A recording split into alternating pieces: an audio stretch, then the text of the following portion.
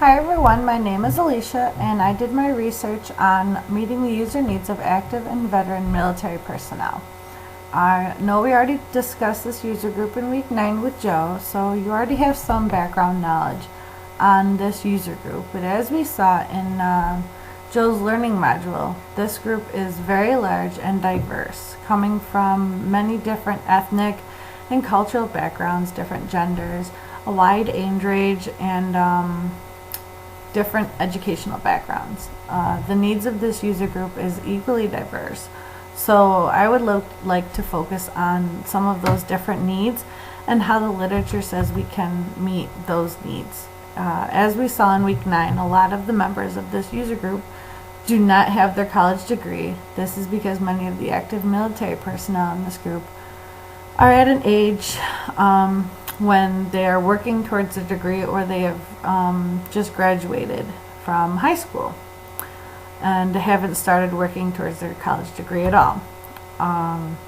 So imagine being a college student who's in the middle of their fall or spring semester and suddenly your time comes to be deployed overseas. You have to drop everything that you're working on and move away from your classes, your friends, your family, and serve your country overseas. It can be very stressful, and many active military personnel are also students who are pursuing academics, so the library can provide them with a lot of different services to help make their task of meeting military responsibility as well as school responsibilities at the same time possible. Another resource or service that the library can provide is a common meeting ground for veterans and other service members to help reacclimate themselves within society after they've returned from deployment. The literature describes a lot of physical, mental, and emotional stresses that come along with being in the military.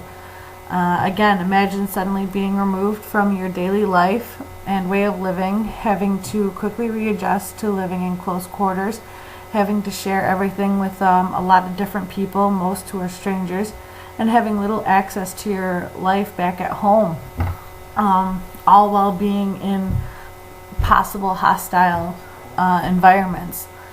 And then after a year or two of being in this environment, being dropped back into civilian society and having to pick up where you left off, trying to find work, housing, healthcare, educational opportunities, all the while not being quite sure who you can talk to that would understand your situation and where you're coming from. It can put a lot of added weight on this user population, and the literature, I think, does a great job of laying out different ways the library can help ease this burden that military personnel may face.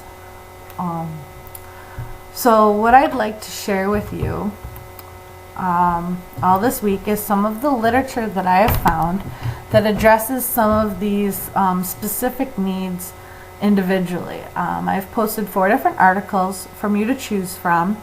But you only have to read 2 of them. And then I'd like you to share what you learned, what articles you read and what you learned from those articles with the rest of the class in the discussion board. I would also like you to look at the online resources that I've posted. They came from, all these online resources came from the article we read in week 9, Serving Those Who Served Us. I was going to have you read this article, but since you already read it in week 9, I thought it would be a good idea to look deeper into these resources and get a better understanding of what they do and what their purpose is for serving military personnel. I think having a greater understanding of all these different resources that we could share with military personnel when they come to the library to seek out different information will really help us support this user group better, because we'll have more resources and a better understanding of what is out there for them. So have a good week, and thank you.